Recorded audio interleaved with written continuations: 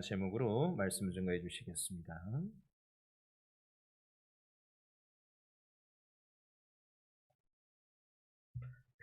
먼저 광고 한 가지 먼저 한다면요. 추수감사 예배가 다음 주에 있지 않습니까? 그래서 꼭 전도회별로 준비를 좀 많이 해 주시길 바랍니다. 다름이 아니라 제가 이렇게 준비하면서 보면은 또 그 그냥 뭐 평소 특송하듯이 찬양 한 곡만 하고 이렇게 넘어가시려는 분들이 간혹 보여요. 다 그렇진 않은데 간혹 보이는데, 그래도 우리가 특별한 날 특별하게 하나님 앞에 찬양하며 정말 하나님께서 주신 그 감사를 새기는 거지 않습니까? 그러니까 몸으로도 한번 해 보시고 마음으로도 해 주시고, 어 소품을 쓰셔도 좋으니까 잘 준비해서 같이 하셨으면 좋겠습니다.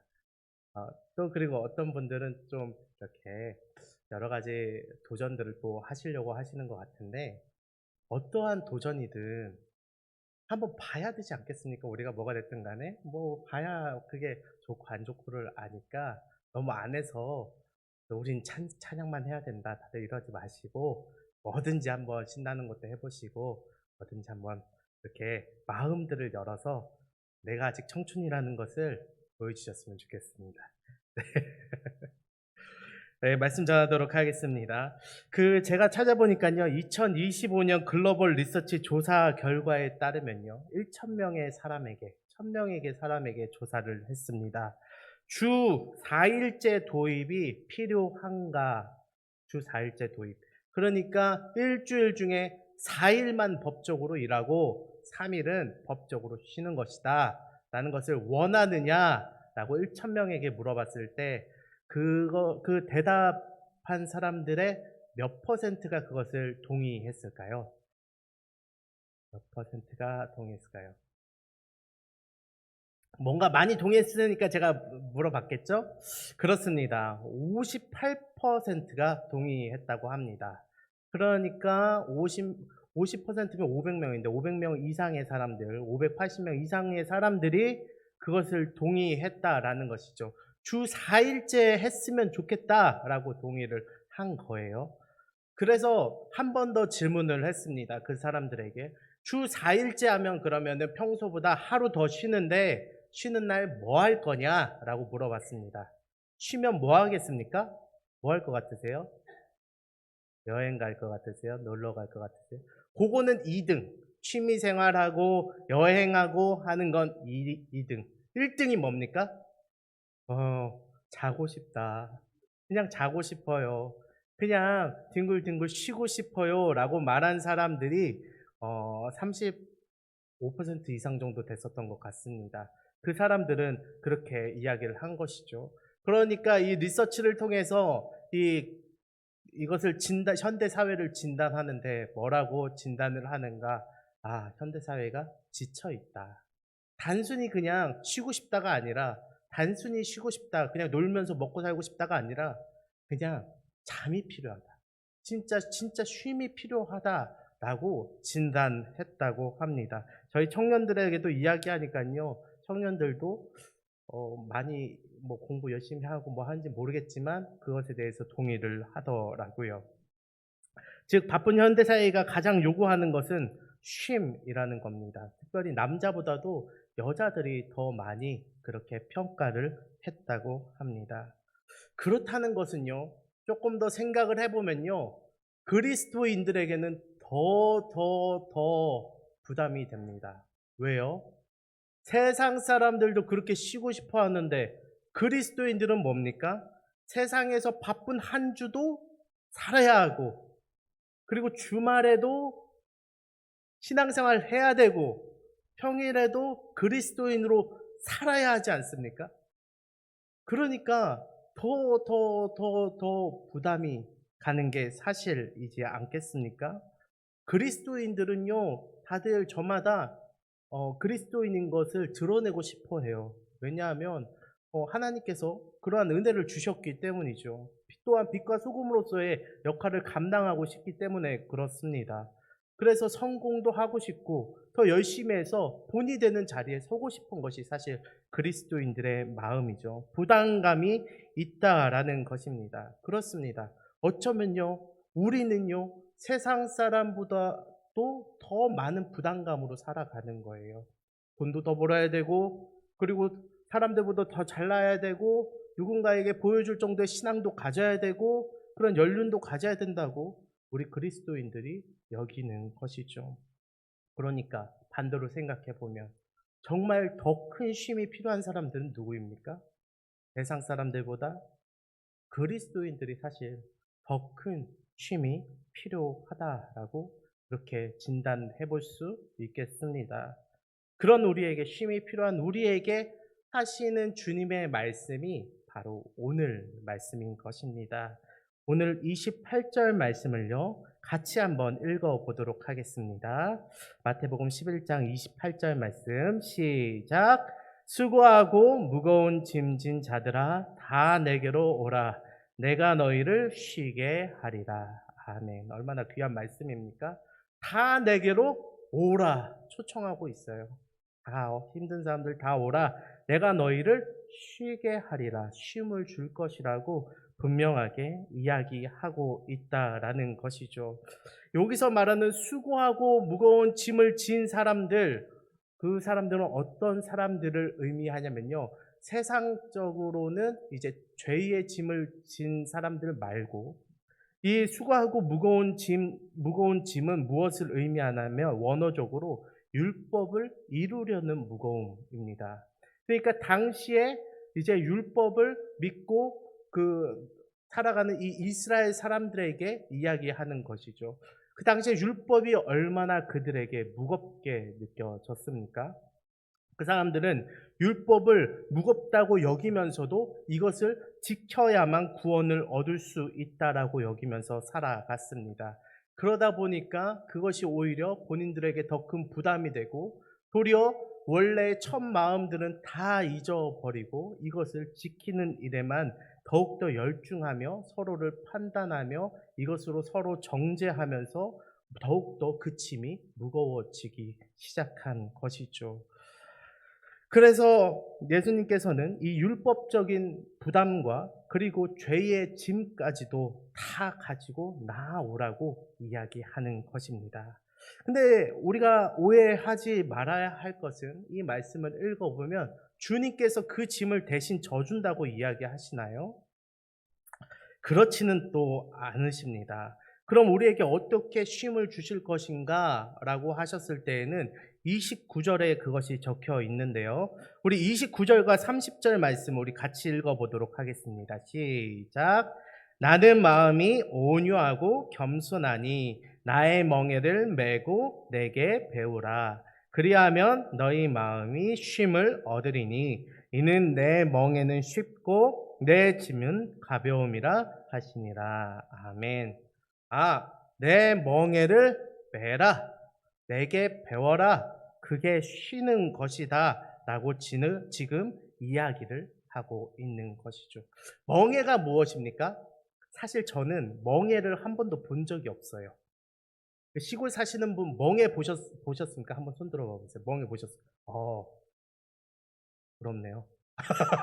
저는 본 적이 없습니다. 이 멍에가 뭔지 사실 저는 알지는 못하고 그냥 그림으로만 보고 사진으로만 보고 그랬던 것 같습니다. 이 이스라엘에도요, 이 멍에가 굉장히 그 농업하는 데 있어서 필요했던 것이죠. 그래서 이스라엘의 그런 구약에서 보면 이 멍에 대한 내용이 생각보다 많은 곳에서 비유로 나타나고 있습니다.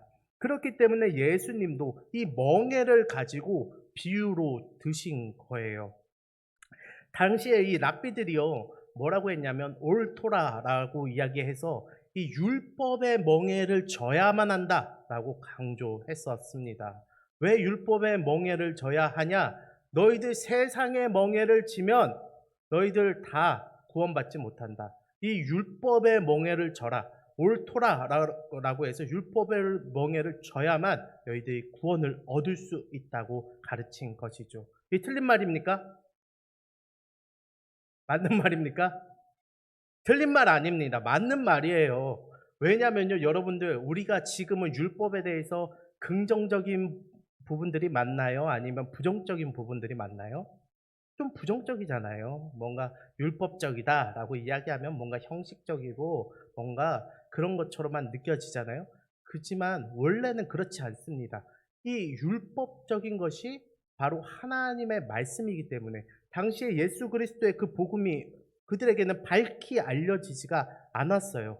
그래서 이 율법을 온전히 받아들이는 것이 구원에 대한 분명한 일이었던 것입니다. 그게 결코 틀리지 않았습니다. 그렇기 때문에 옳도라, 세상의 것에 너희들이 멍에를 지는 것이 아니라 이 율법을 멍에를 져야만 한다. 이것은 너무나 맞는 말이에요. 하나님의 율법을 지켜야 한다. 하나님의 율법을 따라야 된다. 십계명을 지켜야 한다. 이 말 자체는 너무나 옳은 말이었던 것이죠.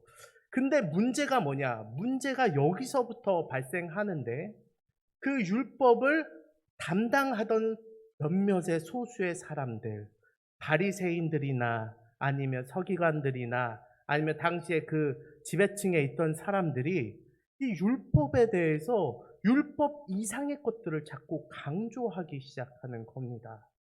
그러니까 이런 거죠. 뭐 안식일에 쉬라고 이야기했는데 그걸 더욱더 확대 해석하기 시작하는 겁니다. 그러면서 안식일에 쉬라는 말은 야, 안식일에는 몇 발자국 이상 걸으면 안 된다. 안식일에는 야, 먹을 것도 사 먹으면 안 된다. 야, 안식일에는 죽어가는 사람도 구해서는 안 된다. 그 이상의 확대 해석들, 잘못된 확대 해석들을 해서 더 많은 짐을 그 사람들에게 씌워버린 것이죠. 오늘날로 따져보면요, 그런 겁니다. 예수 그리스도의 은혜 가운데 우리가 교회에 나와서 예수님을 믿기 시작했는데 우리가 은혜가 너무나 넘쳐나는 나머지 그러한 것들 뭐 찬양팀도 만들고 뭣도 만들고 다 이렇게 형식들 교회의 멋진 모습들을 만들어 놓습니다. 근데 나중에 그 하나님에 대한 열정들은 다 떨어지고 그냥 그동안 해왔던 관습들만 만약에 남게 된다면 우리는 사랑에 대한 마음도 없고 그런 것도 없는데 하기 싫은데 억지로 이걸 해야 돼. 억지로 이걸 해야 돼. 왜냐면 예전에도 했기 때문에. 그러한 모양들만 남는 것들이 있지 않습니까? 그러한 것들에 대하여서도 지금의 그런 율법적인 것이라고 우리가 이야기할 수 있는 것이죠. 이러한 것들이 신앙생활 하는데 부담을 주는 겁니다. 신앙생활을 뭘 위해서 하는 겁니까? 진짜 쉬워요. 신앙생활을 뭘 위해서 합니까? 예수님과 가까워지기 위해. 그겁니다. 관계입니다. 신앙생활은 관계예요. 제가 이전에도 설교한 적이 있는데 예수님과 더 가까워지기 위해서, 더 교제하기 위해서 우리가 신앙생활을 하는 겁니다. 그런데 그 행동이 나에게 짐으로 다가온다면 우리가 사람과 사람을 만나는데 편해야 만나기가 좋잖아요. 편한 사람은요, 말 안 해도 몇 번이고 더 만나고 싶고 생각나서 또 전화해서 만나고 싶고 그렇습니다. 근데 불편한 사람은 어때요? 만나자고 해도 만나기 싫고 돈 준다 그래도 만나기 싫은 사람이 있어요. 그 정도로 만나기 싫은 사람, 거꾸로운 사람들도 있다라는 것이죠. 그렇죠. 그 중간에 사람과 사람이 대한 때도 그런 것들이 있는데 하물며 하나님 앞에 나아가는데도 너무 많은 것들이 우리의 삶 가운데 짊어지게 한다면 하나님께 나아갈 때 짐이 된다라는 것이죠. 여기서 말하는 수고하고 무거운 짐은 바로 그러한 것들입니다. 구원을 얻는데 필요 없는 수많은 그러한 짐들, 그리고 죄의 짐까지도, 이 땅 가운데에서 살아가는 그 짐까지도, 세상 사람들이 힘들어하는 그 짐 있지 않습니까? 아담과 하와가 죄를 지어가지고 이 땅이 저주를 받아가지고 사람이 수고를 해야만 땅의 소산을 먹게 되지 않습니까? 그거는 우리도 이 땅 가운데 살아가면서 동일하게 우리에게도 적용되고 있는 것입니다. 그 일들까지도 다 짊어지다 보니까 너무나 힘든 것이죠. 그러한 자들에게 예수님은 오라 너희를 쉬게 할 것이다 라고 이야기하시면서 내 멍에를 메라 라고 이야기하시는 것이죠. 율법의 멍에도 아니고 이제는 내 멍에를 메라 라고 예수님께서 이야기하는 것입니다. 예수님께서는 이 멍에를 메라는 말은 제가 찾아보니까 구약에 3번 정도 쓰였습니다. 하나는 바벨론의 멍에를 매게 될 것이다. 선지자가 이야기한 부분이 있고, 하나님의 멍에를 매야 한다. 또 선지자가 말한 부분이 있습니다. 그 말은 무엇이냐? 그 통치 안으로 들어가게 되는 것이죠. 결국 이스라엘은 바벨론의 통치 가운데로 들어가게 되고, 그리고 하나님의 백성이라는 것을 또 깨닫게 되고, 지금 예수님께서는 또 그것을 인용하셔가지고 내 멍에를 매라 라고 이야기하시면서 내 통치 안으로 들어와라, 나랑 동행하라 라고 지금 이야기하고 있는 것입니다. 그러면 너희가 마음의 쉼을 얻을 것이다 라고 분명하게 이야기하고 있는 것이죠. 당시에 그 율법을 가지고 있던 그 바리새인들과 이러한 사람들에 대해서는 오히려 예수님은 이렇게 이야기하셨습니다. 마태복음 23장 4절에서 이렇게 이야기하는데요. 제가 읽어드리겠습니다. 그들은 무거운 짐을 묶어 사람의 어깨에 지우되 자기는 이것을 한 손가락으로도 움직이려 하지 아니하며, 오히려 이것은 멍에가 아니라 너희들 올가매는 올무고 속박이라고 이야기하는 것이죠. 아무것도 너희 하지 않으려고 하면서 다른 사람들에게만 계속적인 신앙적인 것을 강요하고 정죄하는 모습들, 그러한 모습들로 너희들이 피곤해하고 있구나. 너희들 내 멍에를 매라.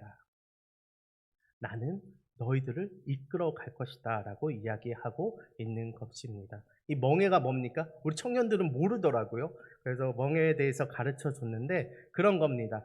2마리의 소에, 이게 제가 이스라엘의 멍에와 이제 대한민국의 그 멍에가 같은지는 제가 모르겠지만 이스라엘의 멍에는 그런 겁니다. 2마리의 소에게 그 목에다가 나무 같은 걸로 이렇게 서로 딱 해서 같이 그 밭을 갈거나 할 때 같이 그 길을 갈 수 있도록 하는 겁니다. 근데 한 마리는 힘세고 일 잘하는 소에다가 한 마리 딱 매고, 하나는 일도 잘 못하고 힘도 없는 소에게 또 맵니다.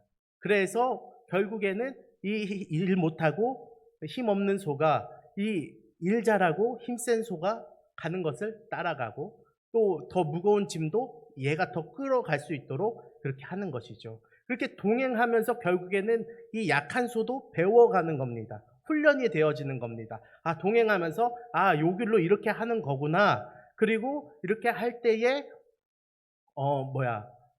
이 무거운 것들도 점차 들 수 있을 정도의 근육이 같이 자라가게 되는 것이죠. 부담을 가지 않을 정도로. 그 멍에를 예수님께서 매라고 이야기하시는 것이죠. 이것이 너희에게 쉼이 된다라고 이야기하는 겁니다. 예수님께서 내가 다 들어줄게, 너희들은 좀 자고 있어, 이렇게 쉼을 이야기하지 않으신다라는 것이죠. 우리들은 쉼에 대해서 때론 오해하는 부분들이 있습니다. 자면 물론 피곤한 것이 가시는 게 맞습니다. 근데 그럼 더 자면요, 피곤한 것이 더 가십니까? 아니면 더 졸립니까? 더 졸리죠. 피곤한 것이 더 졸리죠. 저희 어머니는 좀 부지런한 사람이었는데 제가 좀 자려고 할 때마다 그렇게 이야기했습니다. 잠은 죽어서 자라고. 죽어서 자니까 부지런히 살라고 맨날 엉덩이 때리면서, 나이 먹어도 그렇게 엉덩이를 때리면서 일어나라고 그렇게 하시더라고요. 그렇지 않습니까? 그렇습니다. 그 잠이라는 것도 늘어요, 자꾸. 그러니까 정말 자면 내 지금 피곤함과 이 어려움이 다 해결되겠지 여겨지지만, 근데 사실은 그건 잠깐의 효력이 있는 것일 뿐이지, 정말 우리의 피곤함과 힘듦과 어려움과 여기 성경에서 말하는 이 짐을 해방시켜 줄 수 있는 그러한 쉼의 방법은 아니다라는 것입니다. 지금 이 멍에를 같이 메고 내게서 배워 같이 가자라고 예수님께서 말하시는 그 쉼은요, 나아가는, 주도적으로 이 나아가는 즐거움을 깨닫게 해주시는 것이죠. 제가 청년들에게 물었습니다. 여러분들 회사 다니시는 분들 있죠? 여러분들 회사에 나가는 게 좋습니까? 싫습니까? 그러면 또 뭐 싫다고 얘기를 하죠. 싫다고 얘기하죠. 그러면 여러분들 만약에 쉴 수 있다면 회사 나가겠습니까? 쉬겠습니까? 쉬겠다고 하죠. 근데 저희 형은 아닙니다. 저희 형은요, 회사 나간다고 하고 회사 나가서 열심히 일한다고 합니다. 왜 그럴까요? 작은 거지만 저희 회사 형이 운영하고 있기 때문에 그렇습니다. 안 나가면 망해요. 그 책임감도 있고, 그리고 나가는 즐거움이 있는 겁니다. 주도적으로 일하는 즐거움이 있어요. 그래서 자기가 열심히 하고 이렇게 했을 때 그 조금이라도 빛을 본 즐거움이 있고 또 어느 정도 벌어본 즐거움이 있고 하니까 그 재미가 있으니까 자꾸 나가는 거예요. 이 어르신들도 돈 버는 재미가 있으면 힘들어도 나가서 또 일하지 않습니까? 우리가 그런 것이죠. 신앙생활도 똑같습니다. 삶도 똑같습니다. 더 자면 더 쉬게 되는 게 아니라 진정한 쉼은 나아가는 즐거움을 깨닫는 거예요. 신앙생활도 나아가는 즐거움을 깨닫는 거예요. 예수님과 관계 쌓는 즐거움을 깨닫는 겁니다. 그것을 깨달아 갈 때에 우리의 삶 가운데 진정한 쉼이 찾아오는 것이죠. 조금 못 자더라도 나 교회 나가야 돼 이런 생각이 든다니까요. 조금 뭘 못하더라도 나 이거 해야만 해 라는 생각이 든다라는 것이죠. 이것이 지금 예수 그리스도께서 말씀하시는 쉼인 것입니다. 나에게서 와서 그 쉼을 얻으면 너희가 그렇게 될 것이라고 분명히 이야기하고 있는 것이죠. 이러한 자들에 대하여서 예수님은 그러면 무엇을 메고 무엇을 배워야 되냐고 지금 이야기하시냐면 29절 앞에 보니까 온유하고 겸손하니 너희들이 결국 배워야 될 것은 이 온유하고 겸손한 것을 배워야 된다라고 이야기하는 것이죠. 이 온유하다라는 것은 그러면 무엇입니까? 이 온유하다라는 것을 제가 찾아보니까요. 하나님 앞에서 자신을 낮추고 타인에게 부드럽게 행동하는 성품에 대해서 이야기합니다. 겸손은 우리가 잘 알고 있잖아요.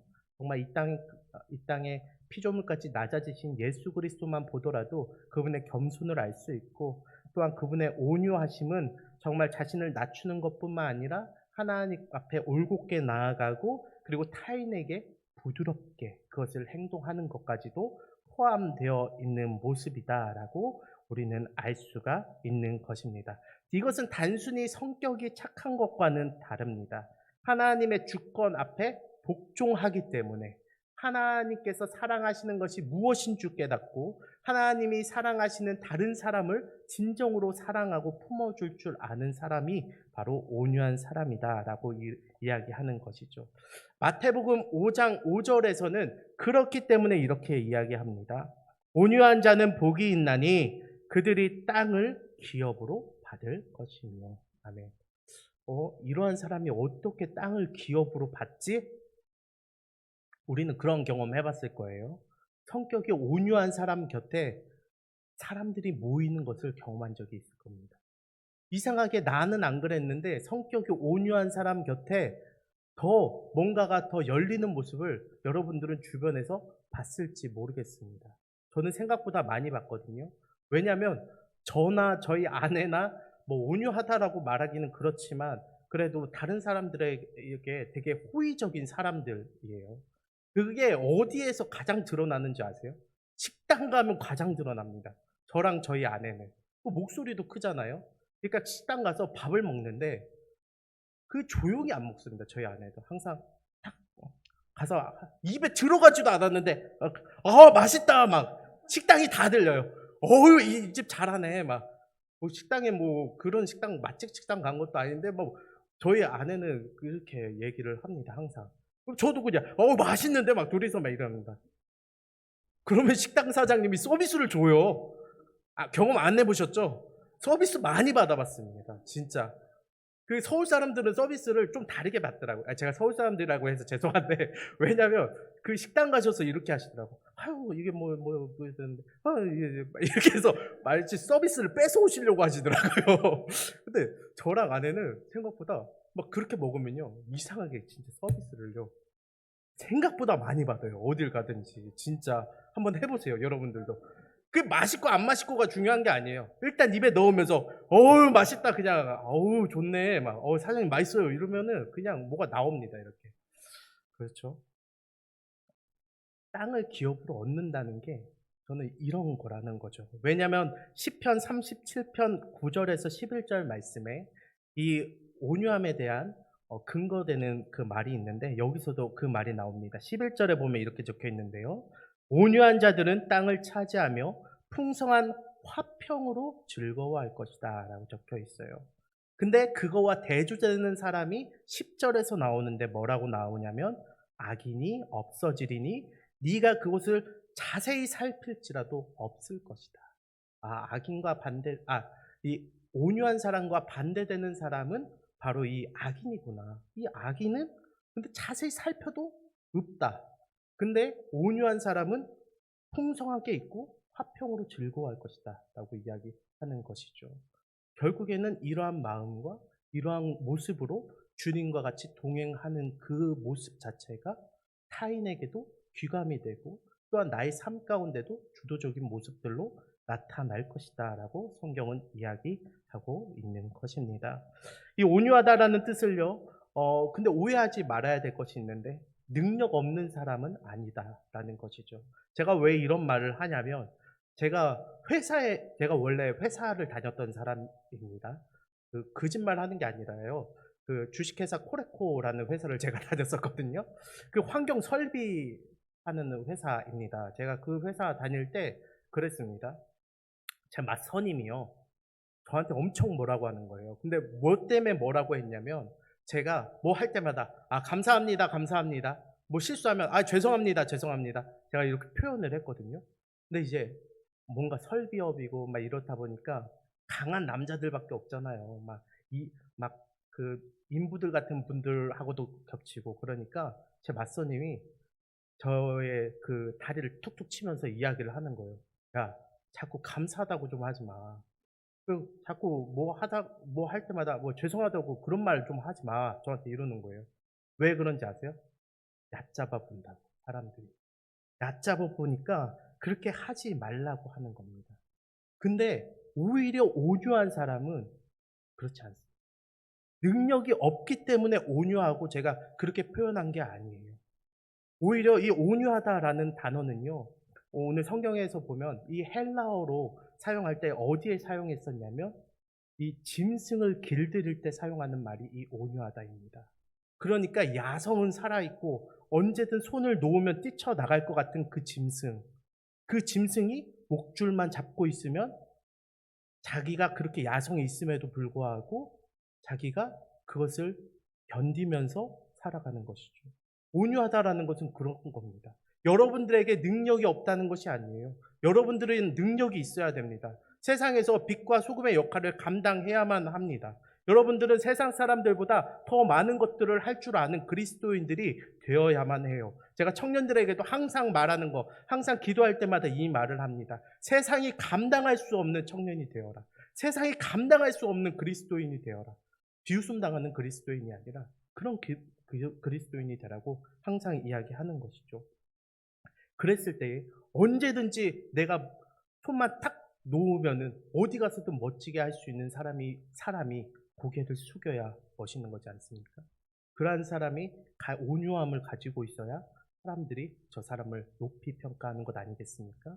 성경도 그거에 대해서, 온유함에 대해서 그러한 짐승과 같은, 길들여진 짐승과 같은 것을 묘사하고 있는 것이죠. 이 민수기 12장 3절에 보면요, 모세도 온유함이 지면의 모든 사람보다 승하더라 라고 이야기합니다. 모세도 그런 사람입니다.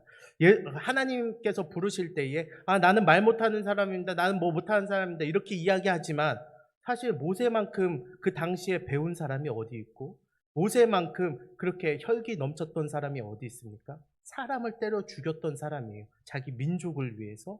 그 정도로 엄청난 사람인데도 불구하고 자신의 그런 것들을 모두 낮추고 하나님께서 말씀하셔서 그 사람들에게 나아가는 것, 그러한 모습들을 온유한 모습이다라고 성경은 기록하고 있는 것이죠. 예수님에게서도 우리가 온유함이 드러납니다. 예수님도 사랑과 진리의 모습으로 그 온유함을 드러내는 것이죠. 이것이 너무나 중요한데요. 사랑도 있고 진리도 있는 것입니다. 무차별적으로 그 사람을 품어주기만 하는 것이 아니에요.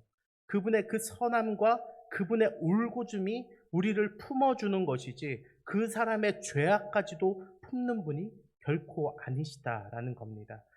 그 사람의 죄악은 예수 그리스도의 죽음으로 모든 것을 다 그때 짊어지신 것이고, 그리고 그것이 아니라 예수님께서 그 사람의 잘못까지도 막 만져가면 그게 괜찮다 하면서 가신 분이 결코 아니다라는 것이죠. 예수님께서도 소리 지를 때는 소리 지르셨어요. 그리고 뒤 엎어야 할 때는 성전을 뒤 엎으셨습니다.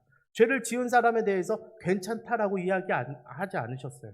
이제는 더 이상 죄를 짓지 말라고 이야기하셨던 것이죠. 그래서 그 온유한 모습이 바로 예수님께서 나타나시는 그러한 모습들이라는 겁니다. 정리해보자면 온유함은 약한 모습이 아니라 훈련된 힘이며 훈련된 그리스도인의 모습이고 그리고 믿음의 절제라고도 할 수가 있겠습니다. 우리가 이 말씀을 분명히 기억해야 할 것입니다. 이 땅을 살아가면서 우리가 이 온유함이 늘 나타나야만 해요. 왜냐하면 세상을 살아가면서 이 온유함만큼이나 그리스도인으로서 다른 사람을 품는 모습이 잘 없기 때문에 그렇습니다. 우리가 온유하지 않는다면 그리스도인임에도 불구하고 나 한 사람만 구원에 이르는 사람이 될 수도 있어요. 그 말은 무엇이냐? 결국에는 우리가 예수 그리스도의 복음을 받아서 누군가에게 전달하고 그리고 구원을 끼쳐야 되는 역할들을 부여받지 않았습니까? 온유함은 그것을 가능케 하는 힘이고 온유함은 그것의 피곤함을 덜어내는 쉼의 힘입니다. 그러나 이 온유함이 없을 때에 우리는 더 큰 스트레스로 살아가는 거예요. 더 큰 부담감으로 살아가게 되는 겁니다. 복음을 전하고 구원을 얻게 하고는 싶은데 사람의 마음도 못 얻으면서 나 홀로 나만 복음에 절절되는 모습으로 살아갈 수가 있다라는 것이죠. 우리가 이것을 기억하며 오늘 말씀을 보셨으면 좋겠습니다.